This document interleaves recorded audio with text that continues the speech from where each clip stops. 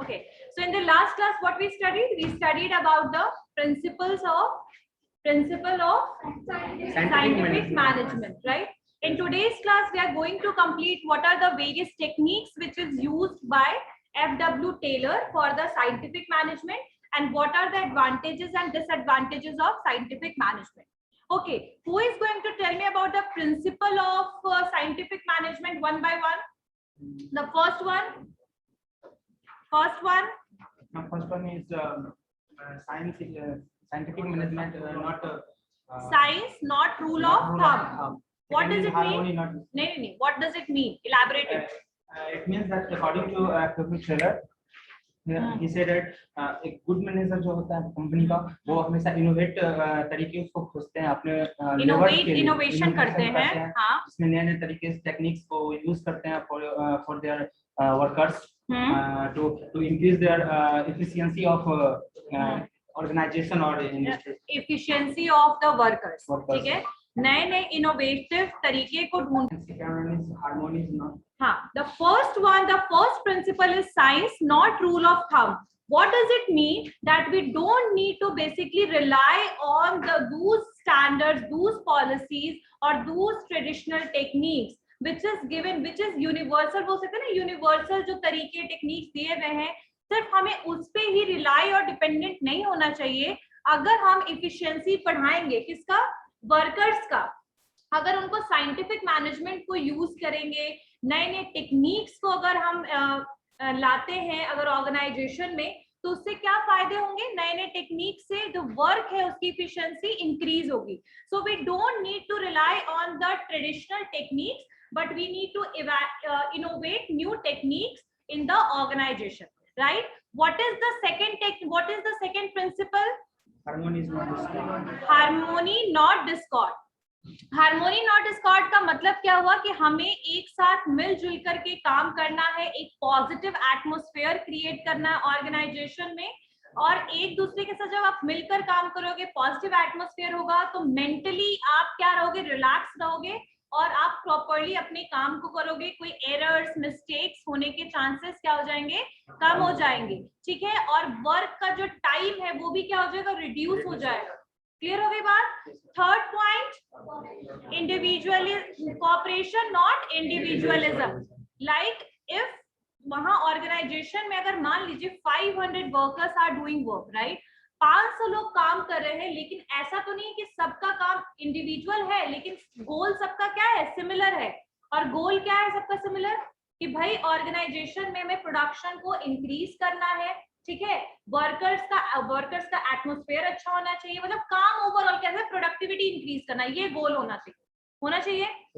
जो इंडिविजुअल लोग काम कर रहे हैं वो कंपटीशन में ना रहे, एक दूसरे कम्पीट करे, बल्कि उनको काम मिलकर करना, कोऑपरेट करना एक दूसरे के साथ. आगे बात समझ में. So there should be the cooperation, and cooperation किस पे डिपेंडेंट है, हार्मोनी पे, है ना. तो ये कह सकते हैं कि harmony and cooperation both are interdependent. आगे बात समझ में. फोर्थ पॉइंट क्या था, maximum output not restricted output. What does it mean? Ma'am जो भी हमारे पास रिसोर्सेस, बोलो.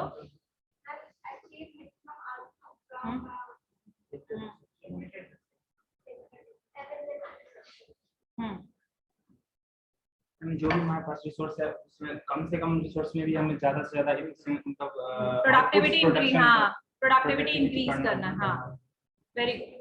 सो बेसिकली हमें आउटपुट के लिए ये नहीं सोचना है कि अगर हमारे पास ये पर्टिकुलर रिसोर्सेस है तो इससे इतने ही बस प्रोडक्ट बन सकते हैं, यानी आउटपुट को रिस्ट्रिक्ट नहीं करना है, बल्कि हमें अपने रिसोर्सेस को पोटेंशियली यूज करना है, 100% यूटिलाइज करना है. आगे बात समझ में. अगर कोई वेस्ट रिसोर्स को वेस्ट नहीं करना है ना, उस रिसोर्स को भी प्रॉपर्ली यूटिलाइज करना है, यानी 100% यूटिलाइजेशन ऑफ द रिसोर्सेस, या कह सकते हैं potential utilisation of resources, which is going to increase the productivity in the organization. We don't need to restrict the output in further quantity. सिर्फ इतना क्वांटिटी प्रोड्यूस होगा ये नहीं सोचना है, बल्कि जितना ज्यादा से ज्यादा हम प्रोडक्शन कर सके विद दैट लिमिटेड रिसोर्सेज. आगे बात समझ में. लास्ट पॉइंट क्या था, ये कौन बताएगा मुझे point? Online class last point, fifth point कौन बताएगा? Development of each man to his greatest efficiency and prosperity. कौन बताएगा ये मुझे? Yes Hrithik, roll number 51। Yes ma'am ये प्रिंसिपल मैम कहता है कि जो पर्सन का मैम जो इफिशियंसी है उसको टेक केयर करके रखना चाहिए सिलेक्शन के साथ साथ, और मैम उनको प्रॉपर अरेंजमेंट चाहिए, प्रॉपर ट्रेनिंग चाहिए। इससे क्या होगा मैम, इंडिविजुअल जो मैम है एबिलिटी और इंटरेस्ट उनका बढ़ेगा और डेवलपमेंट होगा मैम। हाँ वहां वेरी गुड। रिसोर्सेज को तो हम 100% यूटिलाइज करेंगे तो प्रोडक्टिविटी इंक्रीज होगा, लेकिन सिर्फ प्रोडक्टिविटी रिसोर्सेज पे डिपेंड नहीं होता है, बहुत सारे इनपुट्स पे डिपेंडेंट होता है। और कौन कौन से वो इनपुट्स होते हैं? जैसे मशीनरी हो गया, ह्यूमन वर्कर्स हो गया, ह्यूमन रिसोर्स हो गया, राइट। तो यहाँ पर हम ह्यूमन रिसोर्स की बात कर रहे हैं कि जो भी आपके वर्कर्स हैं या एम्प्लॉइज हैं उनको इतना बेटर आप ट्रेनिंग दीजिए ताकि वो बेटर वे में काम भी कर सके, ठीक है, और अपने आप को 100% पोटेंशियल, अपने स्किल को पोटेंशियली यूटिलाइज भी कर सके। लेकिन इस चीज की शुरुआत ऐसा नहीं है कि जब आपने रिक्रूट कर लिया उसके बाद, बल्कि at the time of recruitment ही आपको देखना चाहिए कि आप कौन से वर्क के लिए किसको आप हायर कर रहे हो, यानी राइट पर्सन राइट जॉब पर है या नहीं, इस चीज को भी एनालाइज करना जरूरी है। एंड बार बार ब्रशअप करने के लिए किसको ब्रशअप करने के लिए? वर्कर्स की स्किल को ब्रशअप करने के लिए, उनके नॉलेज को ब्रशअप करने के लिए we have to provide them training all the time, right. And जिससे क्या होगा? उनकी एफिशिएंसी इंक्रीज होगी। आगे बात समझ में? So all the technique, all the principles are clear, right the techniques. Functional foremanship, functional foremanship. अच्छा, फंक्शनल फोरमैनशिप का मतलब ये है कि नाम से लग रहा होगा कि कोई पर्सन है, no, basically they are saying, Taylor क्या बोलते हैं कि आपको पता है कि हर एक पर्सन हर एक चीज में स्पेशलाइज नहीं होता, हर एक फंक्शन में स्पेशलाइज नहीं होगा। अगर कोई पर्सन रिपेयर कर रहा है मशीन को तो हो सकता है कि वो मशीनरी को, लेकिन वो प्रोडक्शन करना ना जानता हो। जो पर्सन सुपरवाइज कर रहा है हो सकता है उसको भी कुछ की नॉलेज ना हो। So in short, we can say that every person is skilled in their own area. So functional foremanship ये कहता है कि हमें ना according to different discipline, according to different functions, हमें लोगों को या मैनेजर्स को या बोल सकते हैं फोरमैन को डिवाइड कर देना चाहिए। और वो जो 8 वे में, मतलब इसमें 2 मैनेजर होंगे, एक प्रोडक्शन मैनेजर होंगे, एक प्लानिंग मैनेजर होंगे। प्रोडक्शन मैनेजर के अंडर में 4 लोग होंगे, प्लानिंग मैनेजर के अंडर में 4 लोग होंगे, और वो कौन है वो मैं एक्सप्लेन करूंगी, ठीक है। उसके अलावा जो ये 8 लोग होंगे, इन 8 लोगों से किसको पूछना है या किसको लेना है, ये बोल सकते हैं ना, सुपरवाइज किसको करेगा? ये वर्कर को। तो यहाँ क्योंकि 8 लोग हैं, ये थोड़ा बात अजीब सा है कि एक पर्सन को, एक वर्कर के लिए 8 peoples are there, but still ये बोलते हैं टेलर कि इससे टाइम, इफिशिएंसी, ठीक है, आपकी प्रोडक्टिविटी, सब कुछ पॉजिटिवली इफेक्टेड होगा, ठीक है। तो इसीलिए फंक्शनल फोरमैनशिप जो है, दैट इज लाइक कि we are dividing the functions, dividing the people according to their skill area, ठीक है। और उन सब लोगों से कौन लेगा सुपरवाइज या हेल्प कौन लेगा, कोऑर्डिनेट कौन करेगा? वर्कर्स। इसका ना डायग्राम है, इसको बनाओ, चलिए बनाते हैं। ध्यान दीजिएगा, सबसे पहला ऊपर में होगा फैक्ट्री मैनेजर। कौन होगा? Factory manager. देखो मैं शॉर्टकट में लिख रही हूँ, आप लोग इसको पूरा एक्सपैंड करके लिखना। Factory manager, right. The second one, इसके अंडर में 2 आपके सुपरवाइजर, वही एक होगा प्लानिंग इंचार्ज, एक कौन है? प्लानिंग इंचार्ज, और दूसरा है प्रोडक्शन इंचार्ज। प्रोडक्शन इंचार्ज यानी कि एक काम को प्लान करने में हेल्प करेगा और दूसरा प्रोडक्शन इंचार्ज जो है इम्प्लीमेंटेशन और एग्जीक्यूशन। क्लियर होगी बात? यहाँ पर फैक्ट्री मैनेजर के अंडर में कौन आएगा? प्लानिंग इंचार्ज, सेकंड होगा production incharge. Planning incharge work को प्लान करने में हेल्प करेगा और प्रोडक्शन इंचार्ज प्लान को इम्प्लीमेंट और एग्जीक्यूट करने में हेल्प करेगा, ठीक है। अब इसके अंडर में भी 4 लोग हैं, देखो। पहला है instruction card clerk, instruction card clerk, instruction card clerk. Second लिखिए route clerk, route clerk. Next लिखिए एवरीवन, ऑनलाइन क्लास सबको दिख रहा है? सब लोगों को दिख रहा है? Everyone? Yes ma'am. Yes ma'am. Root clerk. Third में लिखिए time and cost clerk, time and cost clerk. Next लिखिए डिसिप्लिनेरियन या डिसिप्लिनेशन, डिसिप्लिनेशन, ठीक है, या डिसिप्लिनेरियन। क्लियर हो गई बात? तो ये चार इसमें आएगा। इंस्ट्रक्शन कार्ड क्लर्क, एक भी आवाज नहीं नीचे नीचे। Instruction card clerk, route clerk, time and cost clerk, and next one is disciplinarian clerk या फिर डिसिप्लिनेरियन, बस इतना याद रखिए। नेक्स्ट में आइए प्रोडक्शन इंचार्ज। प्रोडक्शन इंचार्ज में कौन कौन आएगा? पहला स्पीड बॉस, कौन होगा? Speed boss. नेक्स्ट होगा गैंग बॉस, नेक्स्ट होगा repair boss, repair boss. Next होगा इंस्पेक्टर, ठीक है। Instruction card clerk, route clerk, time and cost clerk, disciplinarian, ठीक है। इसमें होगा speed boss, gang boss, repair boss and inspector. तो ये और ये सारे जो होंगे वो कौन किसको गाइड करेंगे? Everyone who is going to supervise their workers को। कौन किसको करेंगे? ये वर्कर को, वर्कर्स। लेकिन ये सारे अपने अपने एरिया में क्या होंगे? स्पेशलिस्ट। क्लियर हो गई बात? अब ये एक एक करके इसको एक्सप्लेन करना है कि ये सारे लोगों का काम क्या होता है। So functional foremanship is the first technique which is given by whom? Which is given by F.W. Taylor। क्यों दिया गया है? ताकि काम जो है efficient way में हो, ठीक है। चलिए लिखते जाइए। सबसे पहला है इंस्ट्रक्शन कार्ड क्लर्क, सेकेंड है रूट क्लर्क, थर्ड है time and cost clerk, disciplinarian. ये चारों आएंगे आपके प्लानिंग इंचार्ज में। प्रोडक्शन इंचार्ज में speed boss, gang boss, repair box और रिपेयर बॉस और इंस्पेक्टर, ठीक है। अब सबसे पहला वाला लिखिए, फर्स्ट में लिखिए इंस्ट्रक्शन कार्ड क्लर्क। अब ये क्या करते हैं इंस्ट्रक्शन कार्ड क्लर्क? इनको लिखिए दिस इंस्ट्रक्टर, ये इंस्ट्रक्टर होंगे और ये काम इंस्ट्रक्ट करेंगे, यानी आपको कौन सा काम करना है।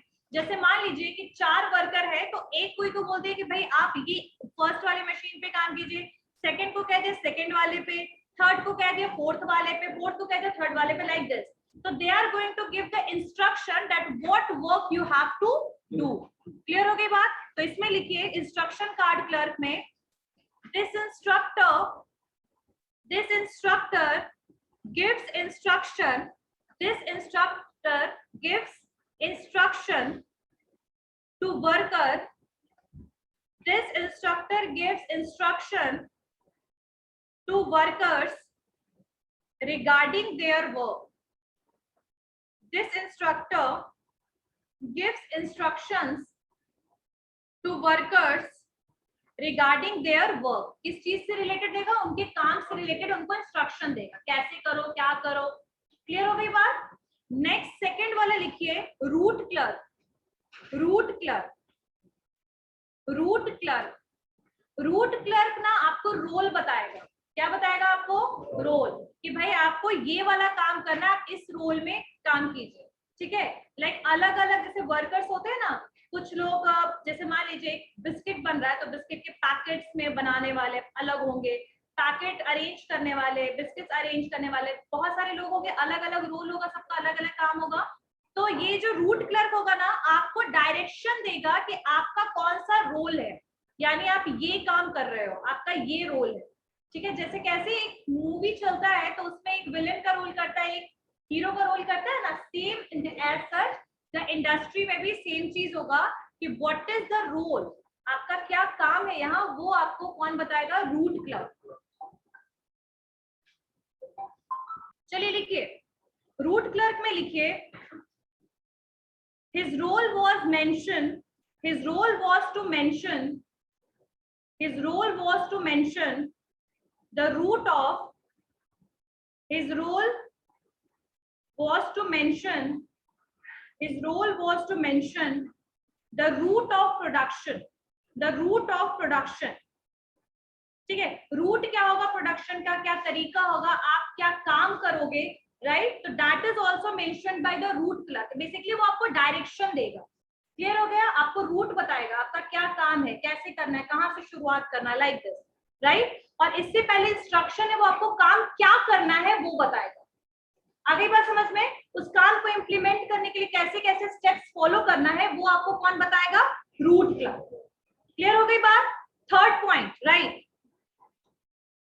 Time and cost clerk. Time and cost clerk, इसमें लिखिए ये आपके टाइम को, कॉस्ट शीट को अरेंज करेगा. टाइम एंड कॉस्ट शीट यानी कि यहाँ पर वो आपको कौन से टाइम पे रिपोर्ट करना है, कितने बजे जाना है, एक तरीके से आपकी प्रॉपर अटेंडेंस को ये मेंटेन करने का काम करेगा. ठीक है, तो इसको लिखिए, his role was to arrange, his role was to arrange, his role was to arrange the time and cost sheet. His role was to arrange the time and cost sheet. यानी टाइम एंड कॉस्ट शीट को maintain करने का काम कौन करेगा? Time and cost clerk. ठीक है, next one is disciplinarian. Disciplinarian, इसका नाम में क्या है? डिसिप्लिन. ठीक है, तो नाम से पता लग रहा है कि they are basically there for maintaining the discipline. They are, वहां पर वो क्या चीज देखेंगे, लोग टाइम पे पहुंच रहे हैं, नहीं पहुंच रहे हैं, काम प्रॉपर्ली कर रहे हैं, कितने बजे जा रहे हैं, ठीक है, कितने बजे कितने तक का ब्रेक ले रहे हैं. तो all these things are going to maintain by the disciplinarian. तो इसमें लिखिए his role was to maintain, disciplinarian में लिखिए his role was to maintain discipline in the production. His role was to maintain discipline in the production, discipline in the production facility, discipline in the production facility and in the factory, and in the factory. His role was to maintain discipline in the production facility, in the production facility and in the factory, and in the factory.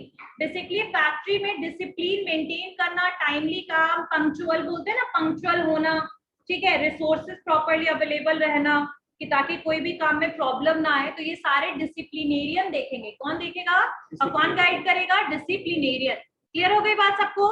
Next point, next ये तो था आपका plan, ये आपका किसमें था? Planning में. Production in charge में आइए, प्रोडक्शन इंचार्ज में लिखते जाइए एक एक करके. प्रोडक्शन इंचार्ज में speed boss, speed boss, speed boss.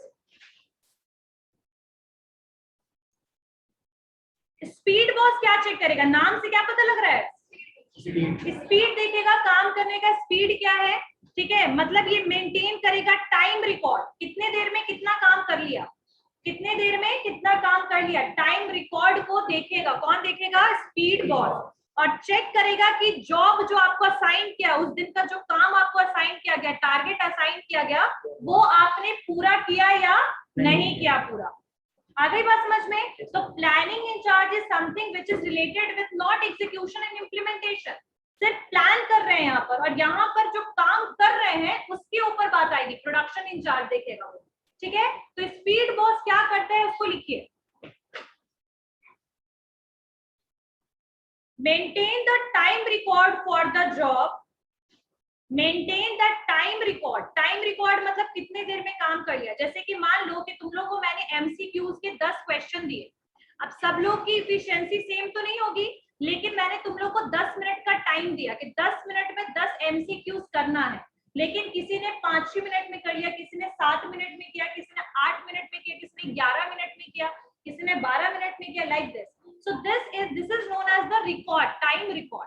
तो इसमें लिखिए maintain the time record for the job assigned to the worker, assigned to the worker, assigned to the worker. आगे लिखिए checks, चेक्स, चेक वाला वो चेक नहीं है, चेक पैसा वाला चेक नहीं, चेक वाला CHECK, checks if the job is completed timely, maintain the time records for the job assigned to worker, checks if the job is completed timely, यानी कि काम timely complete हुआ है या नहीं हुआ है, ठीक है। तो that is going to basically who is going to supervise this? Speed boss। Clear हो गई बात? अगर कोई स्पीड में काम कर रहा है, जल्दी काम कर रहा है और परफेक्ट काम कर रहा है, तो definitely that person is potential and efficient for the industry. Next point लिखिए, गैंग बॉस। गैंग बॉस, अच्छा गैंग बॉस का मतलब यहाँ पर क्या है कि देखो कोई भी अगर वर्कर है, चाहे वो कितना इफिशिएंट हो, पोटेंशियल हो, स्किल्ड हो, लेकिन मशीन अगर प्रॉपरली काम नहीं करेगा तो क्या वो काम कर पाएगा? अगर हम मशीनरी पे डिपेंडेंट है अपने वर्क के कंप्लीशन के लिए, तो वो भी तो प्रॉपर होना चाहिए ना। तो ये कौन देखेगा? गैंग बॉस, यानी कि वो देखेगा कि आपका मशीन रेडी है या नहीं, किस चीज के लिए? काम करने के लिए। क्लियर हो गई बात? तो gang boss is going to check the machinery that it is ready for work और नॉट, और हमेशा ही वो स्टार्ट स्टेज या स्टार्ट हो सके तुरंत वर्क ऐसे स्टेज में होना चाहिए। कौन? मशीनरी, ठीक है। ऐसा नहीं कि भाई वर्कर्स आ गए and they are basically starting all the things and then after that they are after 1 hour they are doing work, तो 1 घंटा तो वेस्ट हो गया ना मशीन को ही उस वर्किंग स्टेज में लाने में। तो ये चीज कौन देखेगा? Gang boss. क्लियर हो गई बात सबको? एवरीवन लिखिए,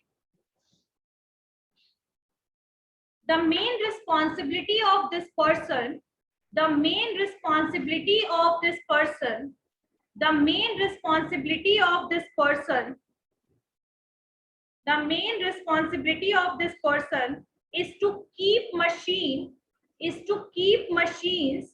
in a ready state. The main responsibility of this person is to keep machines in a ready state for work, यानी रेडी स्टेट में, यानी तुरंत से काम शुरू हो जाए ऐसे स्टेट में किसको रखना है? मशीनरीज को रखना है। किसको रखना है? मशीनरी को रखना है। और ये कौन देखेगा? Gang boss. क्लियर हो गई बात सबको? Next point, repair boss. Repair boss नाम ही सजेस्ट कर रहा है रिपेयर किस चीज का होगा?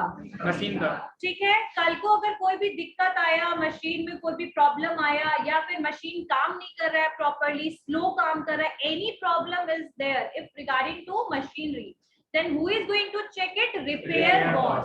सो रिपेयर बॉस का काम क्या होना चाहिए? हमेशा रेगुलर इंटरवल्स पे उसको मशीन को चेक करते रहना चाहिए, क्योंकि मशीनरी हैजर्डस भी तो हो सकता है ना, कि किसी को नुकसान हो जाए, ठीक है, फिर प्रोडक्टिविटी लो हो जाए, दोनों तरीके का नुकसान हो सकता है। Financial as well as human loss should be there, है ना, हो सकता है वहां पर, कैन बी देयर, सॉरी। तो ऐसे सिचुएशन को, इस चीज को बेसिकली देखने के लिए रिपेयर बॉस लिख लिया? No ma'am. लिखिए, he takes the responsibility to keep machines, he takes the responsibility to keep machines and tools in proper working condition, यानी कि आपका मशीन प्रॉपर वर्किंग कंडीशन में है या नहीं, who is going to look at that? Repair boss, यानी कि काम उससे होना चाहिए, वो मशीन प्रॉपरली वर्क करना चाहिए। तो लिखिए, लिख लिया?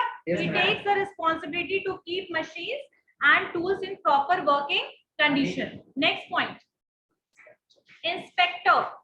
अच्छा, इंस्पेक्टर का नाम से आप क्या समझ रहे हो? इंस्पेक्ट करना। अब ये क्या करेगा? ये क्वालिटी जो प्रोडक्शन हो रहा है ना, मतलब प्रोडक्ट जो बन रहा है, उसकी क्वालिटी को इंस्पेक्ट करने का काम कौन करेगा? इंस्पेक्टर। तो लिखिए, inspector. The responsibility of quality of work, the responsibility of quality of work is taken care by, the responsibility of quality of work, the responsibility of quality of work is taken care by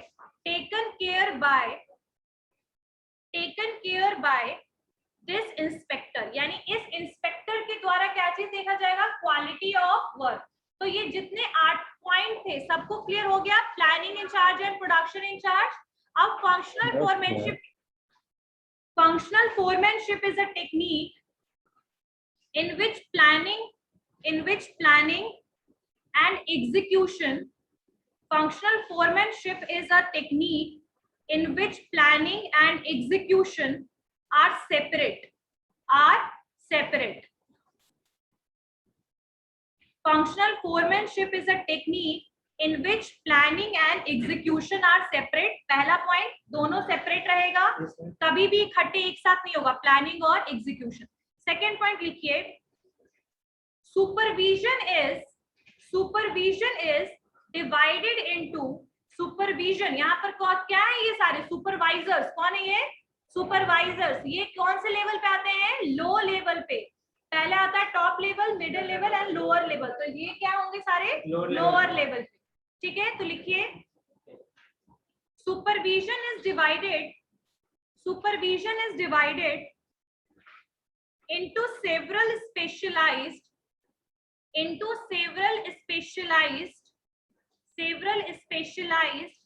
functions, यानी कि specialised function के हिसाब से ये supervision का काम होगा, ठीक है। लिखिए आगे, and each function is to be entrusted to a foreman, interested नहीं, entrusted, ENTRUSTED, entrusted to a foreman, third point लिखिए, फोरमैनशिप में, फंक्शनल फोरमैनशिप में, there are 8 foremen in the related process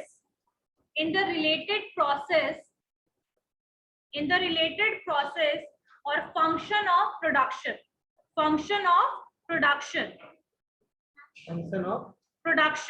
There are 8 foremen in the related process of function of production. Actually मुझे ये सारे point पहले लिखवाने थे 8 से, लेकिन आई जस्ट फॉरगेट, तो अभी मैं लिखवा दे रही हूँ। नेक्स्ट पॉइंट लिखिए, 4, इस बात पे हंसी आ रही है, 4 लिखिए, 4 ईच अंडर प्लानिंग, 4 प्लानिंग के अंडर में आएगा और 4 किसके अंडर में आएगा, प्रोडक्शन के। तो यू कैन राइट इट, अपने से खुद लिख लो इसको, ठीक है। 4 किसके अंडर में आएगा, प्रोडक्शन के, और 4 प्लानिंग। खत्म हो गई स्टोरी। तो फंक्शनल फोरमैनशिप जो टेक्निक है वो क्या बोलता है कि आपके जो टेलर बोलते हैं कि हर एक कोई स्पेशलाइज नहीं है हर एक एरियाज में, लेकिन वर्कर्स को बहुत सारी चीजों के साथ काम करना, टाइम हो गया, फिर आपके मशीनरीज हो गया, तो इन सब को प्रॉपर्ली मेंटेन करने के लिए अलग अलग सुपरवाइजर होंगे, और वो सारे सुपरवाइजर किसको गाइड करेंगे, सुपरवाइज करेंगे, वर्कर्स। डन। नेक्स्ट लिखिए technique, next technique, standardisation and simplification of work. Standardisation and simplification of work. Second technique है standardisation and simplification of work. So standardisation and simplification of work जो है, जिसमें वो सारी activities जो access है और रिपीटेड है, जितने भी स्टेप्स रिपीटेड और एक्सेस है, उनको हम क्या करेंगे, एलिमिनेट कर देंगे, हटा देंगे। इस वाले टॉपिक से we will start in the next class, यहां से शुरू करेंगे, पूरा टेक्निक कंप्लीट हो जाएगा नेक्स्ट क्लास में। Okay, anyone have any doubt? Okay, see you all in the next class.